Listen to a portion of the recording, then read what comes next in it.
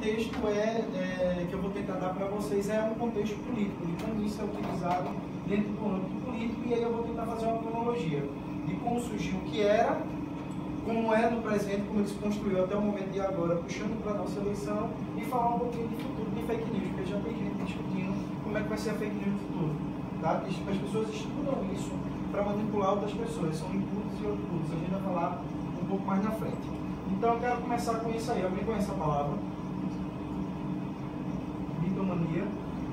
Não é o fã-clube do Bolsonaro, tá? Isso é a pessoa que mente, é uma doença patológica que mente compulsivamente. Essa pessoa mente sem razão. O ambiente dela, não confundir também com esquizofrenia ou qualquer outra doença mental. A mitomania, ela é o seguinte: a pessoa cria mentira uma atrás da outra, sem razão nenhuma, e vive dentro das ilusões. Se você botar essa pessoa para fazer um exame de detector de mentira, ele acredita nas próprias mentiras. É óbvio que as técnicas, e aí é outro universo, existem técnicas hoje para você passar por um detector de mentira, e é até aparentemente simples quando você vai estudar o assunto, dentro da psicologia. Mas mitomania é isso. Mas fora a mitomania, por que mentimos? A gente sempre mente por um motivo. E aí a gente mente por medo, por raiva, por maldade, por amor. Nós sempre vamos mentir. Alguém aqui nunca mentiu? É bom ver que não tem mentiroso aqui. Tá? Certo. A maior mentira é dizer que nunca mentiu. Então, mas assim, então a gente está relacionado, a gente mente, isso é intrínseco do relacionamento humano. João Paulo falou um pouco de quando a gente era Homo sapiens, né? Já nessa época, e depois do Homo sapiens sapiens, a gente começou a utilizar a mentira em termos de captação de ganho para si. Entendeu? Antes você mentia por medo, por uma razão do instinto reptiliano. Né? Quando você vira o Homo sapiens sapiens, ele já passa a mentir para obter ganhos.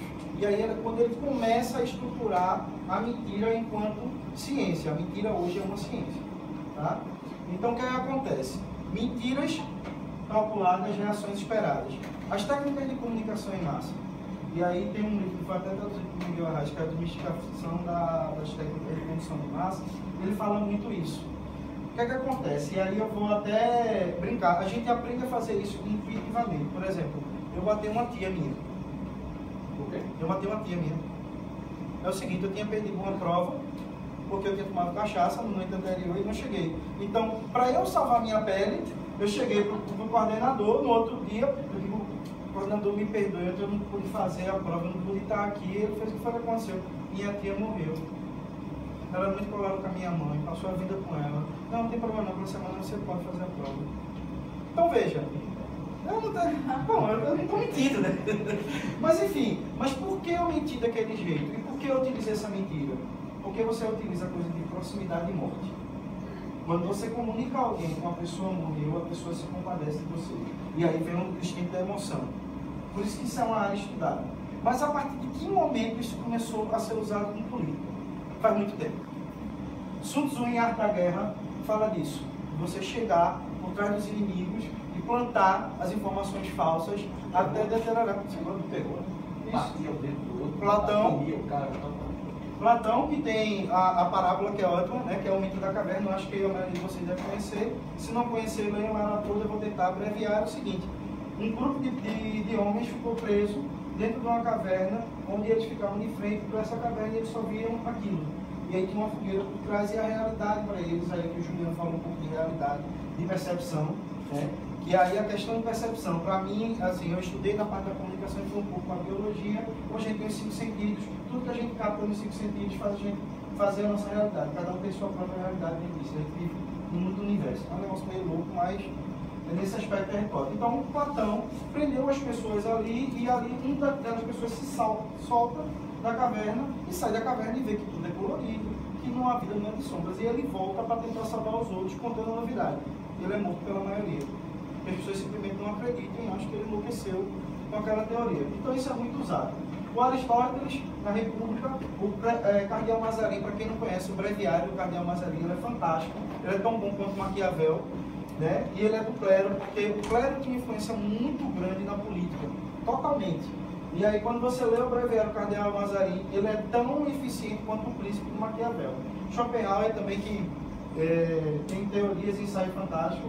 O próprio Nietzsche, que é muito denso, mas ele fala muito bem sobre mentira mentira, e no contexto da mentira, você utilizar a mentira para mudar a cabeça humana, e João Paul Sartre, que ele já vai para um universo um pouco mais extremo, que ele é o autor da frase, né? Na política, quando você não suja a mão de lama, você suja a mão de sangue. Então, todos eles, em obras deles, vocês vão encontrar algo falando sobre dissimulação, sobre mentira, sobre fake news.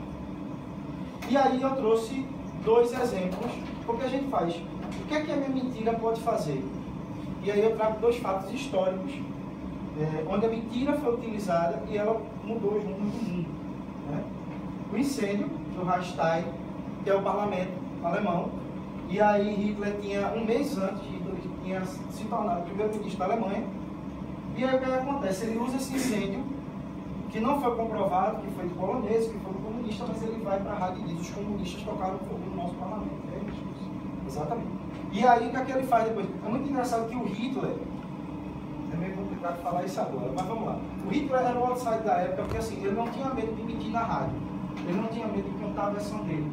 Porque o processo de comunicação, a verdade era dele. Então, por exemplo, tanto que quando ele declara guerra, ele vai para a rádio às 5h30 e diz: neste momento, por conta disso, eu estou declarando guerra. Só que todos os navios, está anotado no diário de bordo da Marinha Alemã, tinham partido às 5 da manhã. Ou seja, antes do comunicado, antes de acontecer, ele já tinha liberado e ele mesmo tinha começado a guerra. Ele só estava arrumando o motivo.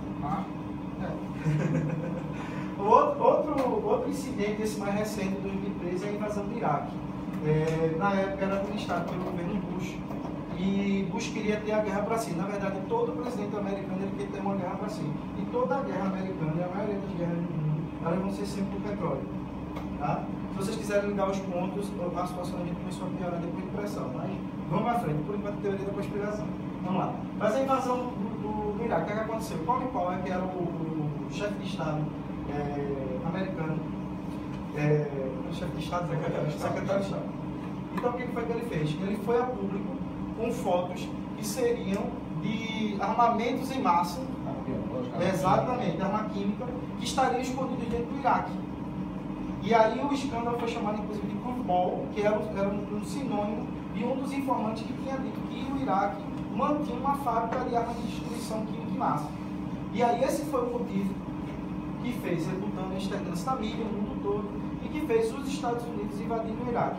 Acabaram com a ditadura de Saddam, não sei o quê, e hoje o Iraque fornece 90% do que extrai de petróleo para os Estados Unidos.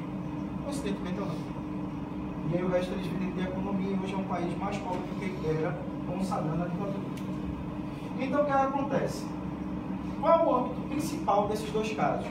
Eram utilizados meios de comunicações tradicionais, o que a gente chamava de meio de comunicação em massa.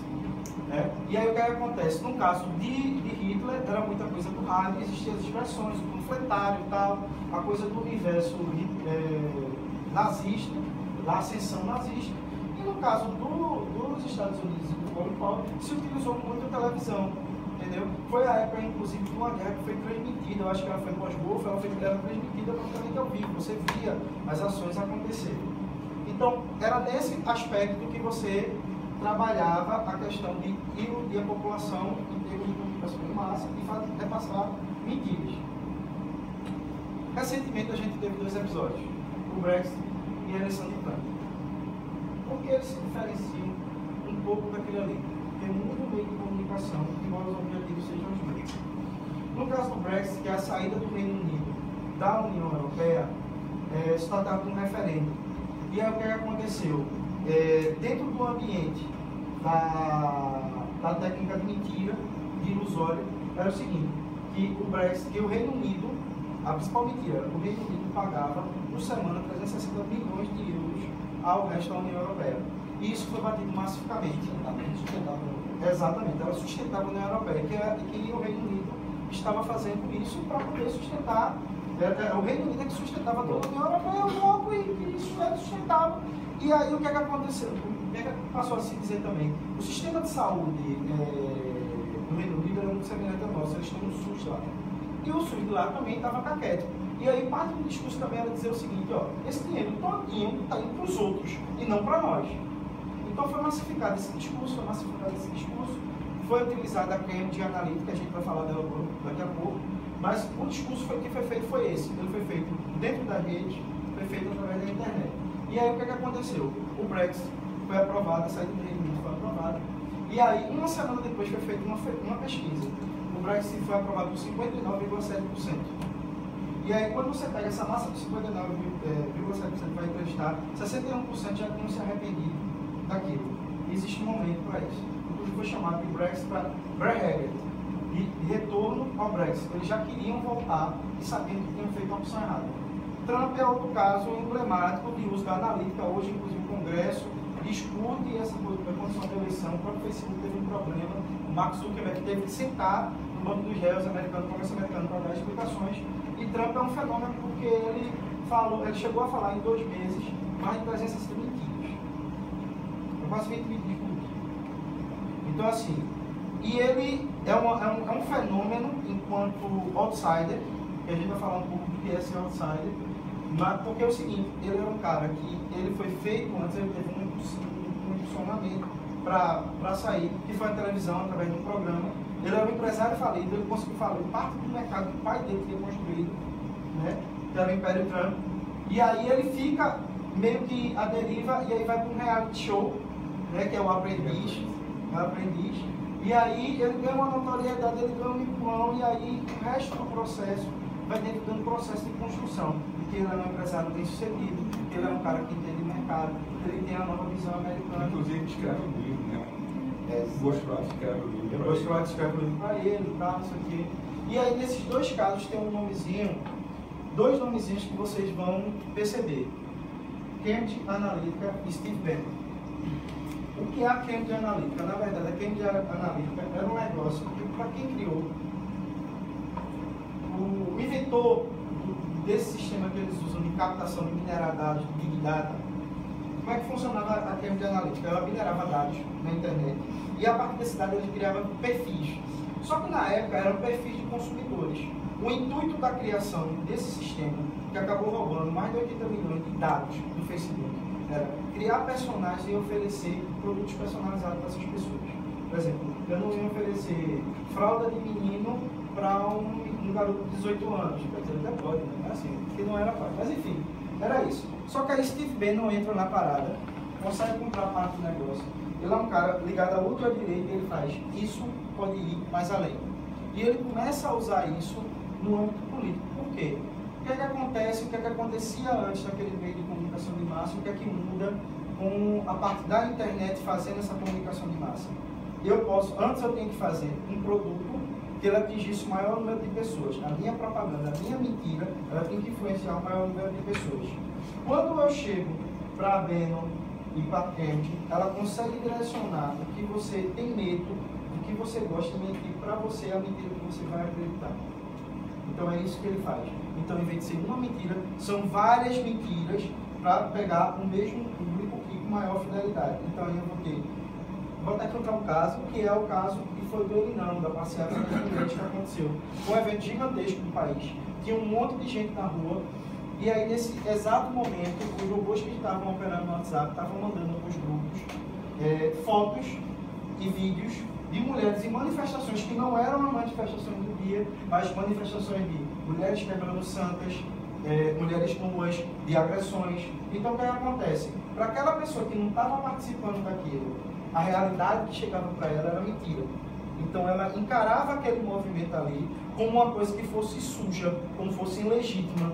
E aí, 2 dias depois da análise, a pesquisa foi feita com um grupo de pessoas, se viu que, em vez de ter uma ascendência, houve uma curva de 3% das pessoas dentro daquilo, ganhando inclusive o público feminino.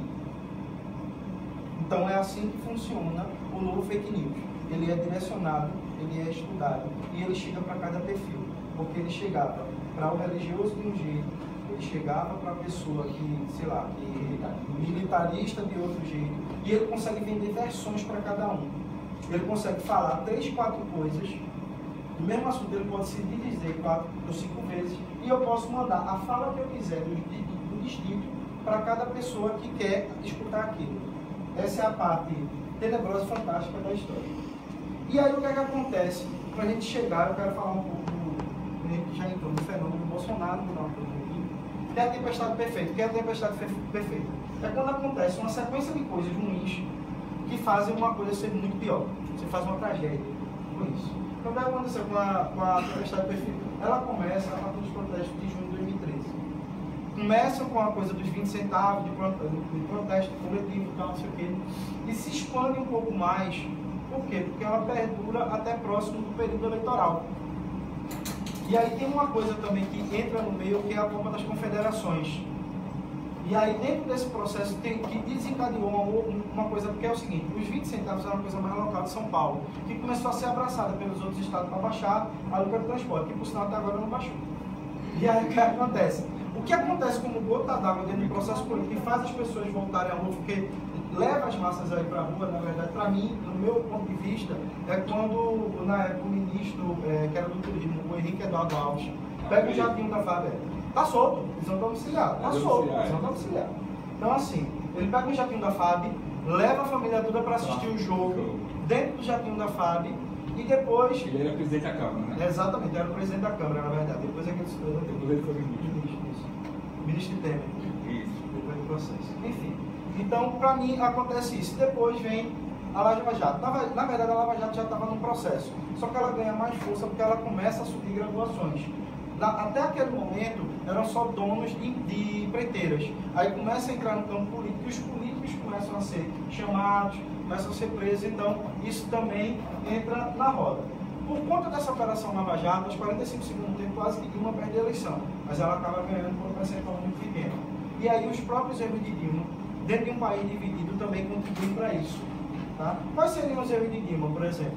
Quando ela assumiu, ela sabendo que o país tinha um processo dividido, ela tentou empurrar Pepe Vargas como homem do Congresso. E era o homem do Congresso, ia ser o substituto de Eduardo Cunha. Só que aí Eduardo Cunha consegue virar e aí começa o temor dela, né? E o tormento dela. Né? E aí a gente também tinha um país dividido, que é o seguinte, quando você é deslegitimado, como era o pessoal, porque metade do país foi tudo PSDB, e queria, de certa forma, porque é o seguinte, quando você tem a sua verdade, aí vem um pouco do que Juliano falou, quando você tem a sua verdade, a sua realidade, você não quer aceitar do outro, e quer que o outro esteja errado, você quer comprovar que o outro esteja errado. Então existia metade de uma torcida do Brasil querendo que desse errado. Então tem todo esse processo para a gente chegar no impeachment e o fator Globo de exposição. Por que o fator Globo de exposição e o impeachment? O impeachment por conta do processo doloroso que foi, que teve a coisa toda ao vivo, que todos os votos foram documentados e era um processo histórico. Mas o que é o fator Globo de exposição? E aí é um material de estudo, de comunicação, não é mais minha área, mas é fantástico, eu tenho um registro disso em casa, eu até anotei aqui para não errar. Foram 25, olha, no domingo, das 9 às 14 horas, foram 25 flashes de 5 minutos das manifestações. Da última manifestação antes do impeachment. A Globo deu aí um total de 5 minutos, 25 flashes, do que é bom de matemática. 125 minutos. Isso durante todo o domingo. E aí no sábado teve uma manifestação anti-impeachment, que ela ganhou 7 minutos no Jornal Nacional e não teve nenhuma entrada ao vivo. Não teve nenhuma entrada ao vivo. Tá? E aí você vai para o seguinte, no Fantástico você tem mais 15 minutos das manifestações e você só teve no Jornal Nacional os 7 minutos. Então assim... sabe que as inserções elas provocam um estrago muito maior do que um tempo... Isso, então, porque você prolonga a exposição, você não tem só aquele grupo de visualização, você tem vários grupos. E foi impressionante, porque estava rolando o campeonato, parou-se tudo e se entrava nos flashes. Eu tenho gravado esse material que eu ia mostrar para vocês todos os flashes. Então lá, celular versus TV. Eu fui um cara que briguei com algumas pessoas, inclusive com o João, que eu disse que essa eleição a internet teria um protagonismo tão grande quanto da TV. Seria o último com TV e esse foi o último com tempo de TV. Provavelmente para mim, tá certo? Por quê? Celular hoje nós temos 235 milhões de celulares. Hoje todo mundo tem internet e tem WhatsApp. O Brasil é o maior, é o que tem mais WhatsApp, é o número de pessoas que tem mais WhatsApp é o brasileiro. O Brasil usa muito WhatsApp, os outros países não usam tanto WhatsApp. O brasileiro usa muito. São 100 milhões, 80 milhões de brasileiros. Não, 98 milhões de brasileiros que tem um WhatsApp num aparelho celular. Metade. Um pouco mais da metade. Mas aí, dentro do processo é o seguinte, é por linha, na verdade. O aparelho celular é bem maior, é mais do que a população. Entendeu? Então, o que acontece? E tem um advento do celular que é diferente do advento da TV, que é o seguinte, a TV, você tem que estar na frente da TV para receber aquela informação. Tá? O celular, ela chega para você e você vê até toda hora. E o WhatsApp tem uma coisa pior, que ela é comunicação P2P, que é person to person, ou seja, é uma comunicação que vai para você e de você. Então você recebe e fica com aquilo ali, concorrendo. Essa coisa também só serve para um candidato, para você utilizar esse sistema de analítica, você só presta um candidato outsider. Por quê? É aquele cara que está disposto a encapar qualquer discurso e ele tem que ser o anti-tudo. Ele tem que quebrar o status ali mantido. Ele tem que ser um cara feito isso. Por isso que, por exemplo, não funcionou com Ted Cruz nos Estados Unidos e funcionou com Trump. Então é meio que nesse sentido. Então é quando a gente chega no fenômeno Bolsonaro. Quando você junta tudo isso, você chega no Bolsonaro. E aí o que acontece com o fenômeno Bolsonaro? Bolsonaro hoje, agora nesse momento, é o pretenso candidato futuro presidente do país. Só que fora do país ele é ligado intimamente a fake news. Um dado que foi de hoje, que foi a representante da OEA, que veio acompanhar, a João Paulo até me passou aqui antes também, que ela disse que nunca se viu uma interferência tão grande de comunicação na eleição através do WhatsApp. É incomparável. Total, Nem o Brexit, nada no mundo tem prerrogativa do que está acontecendo no Brasil. Zero. Isso é a primeira vez no mundo que acontece isso. Inclusive, um senador do parlamento chileno está querendo aprovar uma lei contra fake news na eleição, que o nome da lei é Lei Bolsonaro. Então, quando acabar isso, o Brexit quando parou, o Trump quando parou de fazer input na cabeça das pessoas, as pessoas disseram, opa, fizemos um merda. O Tobias está na sala que é ao lado falando de investimento. É um cara liberal, tá? Falando de um cara liberal, um cara muito ligado ao PSDB, foi tesoureiro de campanha. Ele disse que não dura 3 meses. Ele fez daqui a 1 mês e meio a bomba história. Daqui a 1 mês e meio vai surgir muito mais escândalo. E por que isso acontece? Porque o input ele para de ser dado, as pessoas param de receber. Isso, né? O input fecha a torneira. Isso. Ninguém paga. E aí você passa de receber a informação da mentira, da coisa fabricada. O contexto muda. E aí você apagar uma luz. Tá? Então, isso foi o fenômeno Bolsonaro, os ingredientes do fenômeno Bolsonaro. E aí a gente pergunta, qual é o futuro do fake news? Vocês acham que o ser humano vai deixar de mentir? Não. Ele vai aperfeiçoar. E aí o que acontece? Existem dois documentários que eu vou recomendar para vocês, mas vai ser muito pior. A gente não vai conseguir realmente distinguir o que é verdade e é mentira. Hoje as técnicas de cinema já fazem botar rostos e voz de pessoas que não estão lá, não existe, morreu. Existe um show que aconteceu do Tupac, que ele é totalmente por um holograma. Então o que acontece hoje? Na hora que eu digo. Então, ou não, né? Hoje, só com fotos e imagens de internet, só captando fragmentos de voz, eu posso botar no meu rosto e fingir ser você, e isso vai ser propagado. E isso vai ser o futuro das fake news. O que é que vai acontecer? Vai ficar cada vez mais difícil para as pessoas que forem mais leigas com tecnologia de distinguir o que é real e o que é ilusório. E aí a política vai continuar usando isso e vai continuar usando para conquistar espaço de poder. O que a gente vai poder fazer? Não sei. Eu sinceramente não sei. Mas é isso. Obrigado. Muito bem. Juliano, estás aí? Estourei só 4 Estou minutos. de volta. Então, deixa eu parar de compartilhar aqui. Queria te escutar, cara, independente de pergunta aqui da plateia, aproveitar o tempo que nós temos aí para o aeroporto. Como a gente conversou sobre o tema. Está bem gravado aí, espero que. Estás ouvindo, Juliano? Eita, caiu. Foi a hora que caiu a bateria, foi meus 4 minutos. Tu está ouvindo? Estou te ouvindo. Pronto.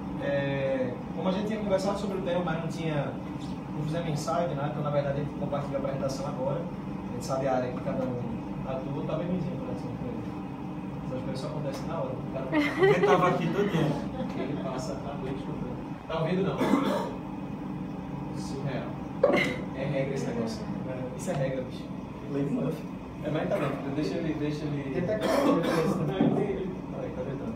Ele vai com ele agora. Parece voltou agora. Mas impressionante, né, velho? Só porque começou o debate.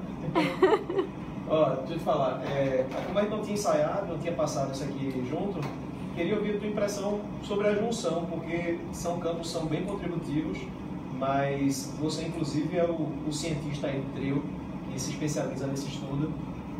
Juntando essas três visões aí, o que é que tu acha que a gente fica de herança daqui para domingo e a herança pós-domingo, seja lá qual for o resultado? Então, eu procurei, como vocês perceberam, trazer uma fala um pouco mais conceitual, né? Essa era, acho que, a proposta. Por isso que eu não procurei fazer referência a episódios mais antigos, não fiz nenhuma referência exclusivamente em relação a esse contexto atual, né? Da campanha eleitoral.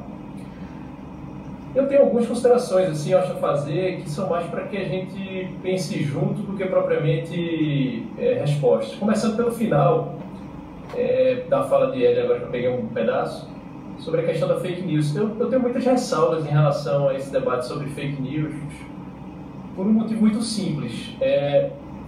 A gente que se forma em comunicação, estuda comunicação, a gente tende a colocar em xeque a objetividade dos procedimentos relacionados ao jornalismo.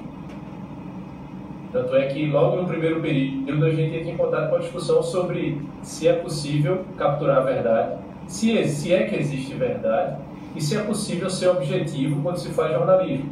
E a conclusão a que a gente chega, já no primeiro período, é que a objetividade é um mito, que a busca da verdade é tão mito quanto é para os médicos salvar vidas, por exemplo, então, ou para os advogados fazer justiça. Então, só quem o debate sobre fake news... É shampoo de criança, né, Juliano? Só PH7 quem tem shampoo de criança, não existe neutralidade. Pois, exatamente. Então, aí, o que eu fico me perguntando com relação a fake news, e é um pouco que eu tenho procurado ler a respeito, o fenômeno da fake news, ele me parece algo inserido. Primeiro que, eu acabei não abordando isso diretamente, mas está na minha fala. Primeiro que eu acho que é algo que a gente acaba enquadrando do ponto de vista conceitual de maneira equivocada a partir de um determinado enquadramento que tem sido propagado pelos grandes meios de comunicação, né, com o propósito de serem porta-vozes do que é que seria a verdade. Então, você mesmo falou na tua fala, João, você disse assim, se não aparece na Globo é porque não aconteceu. E a discussão sobre a questão da fake news está indo muito no sentido de reforçar essa perspectiva, o que me parece complicado. E aí o que acontece? Diante da redução brutal dos custos de produção e de disseminação de conteúdo, se produzir qualquer coisa e distribuir qualquer coisa